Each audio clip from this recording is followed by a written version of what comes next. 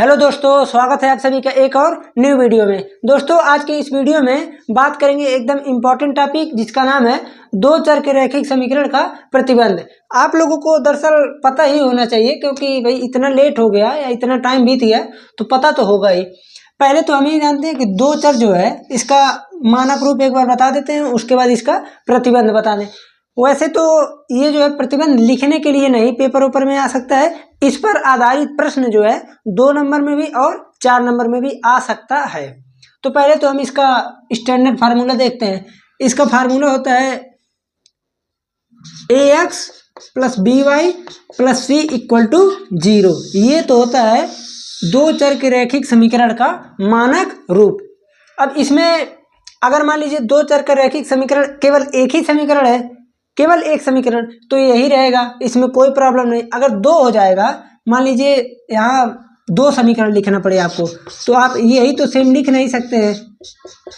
अगर यही सेम लिखेंगे दोनों जगह तो अंतर ही नहीं रह जाएगा। इसलिए पहले वाले को a1x b1y c1 और दूसरे वाले को a2x b2y और c2। ठीक है, तो ये जो है आप लोगों को आना चाहिए। a1x plus b1y plus c1 equal to 0, a2x plus b2y plus c2 equal to 0। अब हम इसमें निकालेंगे मानक रूप, तो हमको पता चल गया। अब इसमें 3 प्रतिबंध होता है। अगर आपको ये जानना है कि क्यों 3 ही प्रतिबंध होता है, वैसे तो हम कुछ तो बताएंगे लेकिन क्यों 3 ही होता है और पूरा डिटेल में अगर जानना है तो वीडियो के डिस्क्रिप्शन बॉक्स में आप लोग लिंक वहाँ पर पड़ा हुआ है, प्लेलिस्ट जाइए, देखिए, एक लेक्चर देख लेंगे तो ये सब पूरा जितना कंडीशन है सब याद हो जाएगा। चलिए आइए देखते हैं। एक बार हम इसमें करते क्या है, सिंपली a1 बाई a2 और हम निकालेंगे b1 बाई b2 और c1 बाई c2। अब हम इसमें अब जैसे मान लीजिए कोई हम एग्जाम्पल लेते हैं। देखिए 2x plus 3y equal to 8, 6x plus 9y equal to 12।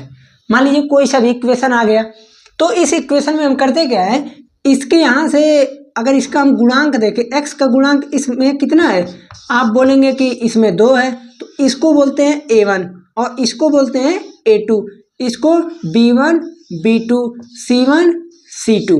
अब एक चीज थोड़ा सा और जान लीजिए, ये जो मानक रूप है इसमें प्लस इधर है और यहाँ भी प्लस में है। अगर मान लीजिए हम अनुपात निकालें, प्लस प्लस में निकालें तो कोई बात नहीं, ठीक है। अगर मान लीजिए इसी को हम ट्रांसफर कर दे इधर, minus c1 minus c2, minus minus हो गया कैंसिल, कोई अंतर ही नहीं पड़ता। इसलिए चाहे इधर लिखे चाहे इधर, लेकिन दोनों रहना चाहिए। ये नहीं एक इधर लिख दे एक उधर, गलत हो जाएगा। तो अब यहाँ से देखिए, पहले हम इसको यहाँ इरेज करते हैं, पहले इसी को देखते हैं। 3 कंडीशन होता है, पहले तीनों लिख दें, उसके बाद हम बता देते हैं आपको। अभी बीच में क्या लगेगा वो आप लोग को बता रहे हैं, एक सेकेंड। देखिए जब a1 b1 की हम पहले कंपैरिजन, यहाँ पर एक चीज और लिख दें, a b c, यही 3 है। पहले हम करेंगे क्या, a और b में करेंगे तुलना, a और b में करेंगे तुलना। अब ये बताइए, अगर किसी दो चीज में हम कंपैरिजन कर रहे हैं तो दो ही संभावना बनी सकता है मैथमेटिक्स में। मान लीजिए या तो हो सकता है कि इक्वल आ जाए या तो इक्वल ना हो, या तो इक्वल हो जाए या तो इक्वल ना हो। तो एक कंडीशन यहाँ पर ये बन सकता है कि a और b इक्वल ना हो, ठीक है, और एक हो सकता है कि इक्वल हो जाए। यही ना होता है, या तो इक्वल होगा या तो इक्वल नहीं होगा। एक कंडीशन हो गया खत्म। अब a1 b1 का काम हो गया। अब आते हैं b c पे। जब इक्वल नहीं है तो इसको यहीं पर छोड़िए, अब जो इक्वल है उसको देखिए। अब ये जो है सी वाले के साथ सेम 2 कंडीशन ये देगा, या तो इक्वल हो सकता है या तो इक्वल नहीं हो सकता है। 2 कंडीशन ये देगा, एक कंडीशन यहाँ, इसीलिए 3 ही कंडीशन होता ही है। तो यहाँ से एक कंडीशन मान लीजिए क्या हो गया कि ए इसके साथ बराबर हो गया, ये इसके साथ बराबर नहीं हुआ। 3 कंडीशन। अब देखिए इसमें तीनों में जितनी संभावनाएं बन सकती हैं, जो जो होता है हम सब लिख दे रहे हैं। आप लोग इस पे आधारित प्रश्न को हम एक प्रश्न अभी कराए हैं जल्द ही, तो देख लीजिएगा, पूरा PYQ सीरीज फॉलो कीजिए, कोई प्रॉब्लम नहीं आएगा। ये मान लीजिए ऐसे बना दिए, अब लिखते हैं। देखिए जब a1 upon a2 does not equal to b1 upon b2, यानी जब a1 upon a2 b1 upon b2 के बराबर नहीं होता है, तो यहाँ से आपको जो हल मिलेगा, यानी कोई भी इक्वेशन का जो हल मिलेगा वो मिलेगा अद्वितीय हल। अद्वितीय हल, अद्वितीय हल का मतलब होता है कि उसका यूनिक हल मिलेगा। जैसे मान लीजिए एक्स वाई की वैल्यू निकलेगी, 1 आ गया, 2 आ गया, इस प्रकार से, ठीक है। और जब अगर बराबर हो गया तो यहाँ पर अनंत हल आते हैं, अनंत हल, अनंत हल। और जब अगर a1/a2 बराबर है b1/b2 के और c1/c2 के बराबर नहीं है, अगर c1/c2 के बराबर नहीं होगा तो यहाँ से कोई हल ही नहीं मिलेगा, कोई हल नहीं, कोई हल नहीं। और अगर आप लोगों को डिटेल में जानना है तो भैया जाके प्लेलिस्ट से देख लीजिएगा, जरूर भूलिएगा मत, इंपॉर्टेंट टॉपिक है। अब यहाँ से थोड़ा हम ग्राफ का बात कर लेते हैं। जब यूनिक मिलेगा ग्राफ में, तो अगर मान लीजिए कोई ग्राफ हम खींच रहे हैं, यूनिक मिल रहा है, तो आप कहेंगे कि ग्राफ उसका कैसे बनेगा। अगर ग्राफ को देखा जाए तो कुछ इस प्रकार से बनेगा।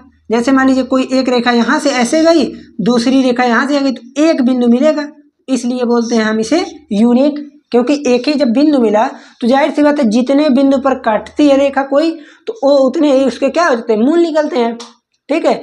एक जगह जब काटा तो यूनिक मिल गया। अनंत हल है, अनंत हल आप लोग क्या सोच रहे होंगे, यही ना, एक रेखा अगर ऐसे है, हमको अनंत हल कराना है, तो अब मान लीजिए पहले यहाँ पर देखिए, अनंत हल ले आना है, ऐसे ऐसे ऐसे ऐसे प्रत्येक जगह जितनी बार मन करे उतनी बार काट सकते हैं अनंत हल।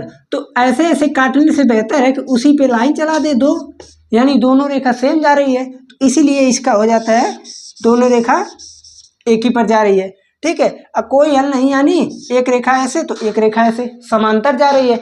अब थोड़ा सा और जानना है तो आप इसमें लिख सकते हैं, यहाँ पर कैसी है, प्रतिच्छेदी, तो लिख देंगे ना प्रतिच्छेदी रेखाएं, और यहाँ पर लिखेंगे संपाती रेखाएं, संपाती रेखाएं, और यहाँ पर लिख देंगे आप समांतर रेखाएं, समांतर रेखाएं, ठीक है। तो इसमें जो है प्रश्न कैसे पूछेगा, दो इक्वेशन जैसे यहाँ लिखे हैं, दो इक्वेशन दिया, यहाँ पर 9 लिखे हैं ना, यहाँ लिख देगा P, बोलेगा ये जो दोनों रेखाएं हैं वो अद्वितीय हल प्रकट करती हैं या फिर प्रतिच्छेदी रेखाएं हैं, तो उसमें P का वैल्यू बताइए। या तो यही दे के ये पूछ लेगा कि ये बताइए अद्वितीय हल है या फिर अनंत हल है।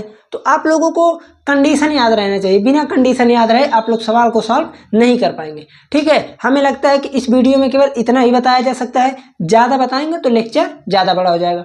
और अगर इसके बारे में कुछ आप लोगों को डिटेल में जानना है तो वीडियो के डिस्क्रिप्शन में सब कुछ लिंक दिया जाता है, ताकि किसी बच्चे को खोजने में कोई प्रॉब्लम ना हो। आप लोगों आइए, लिंक खोजिए, अब तुरंत देखिए, उसके बाद इस टॉपिक से जितने भी प्रश्न हैं, वैसे तो प्रश्न हम उसमें कराए हैं, जो प्रश्न और बन सकता है उसको तो हम करा ही रहे हैं। इंपॉर्टेंट प्रश्न बन सकता है, कुछ 2 नंबर और कुछ 4 नंबर में, ठीक है। वो डिपेंड करेगा पेपर बनाने वाले के ऊपर, ठीक है। चैनल पर अगर पहली बार आए तो सब्सक्राइब कर लीजिए, और मिलते हैं फिर हम अगले लेक्चर में।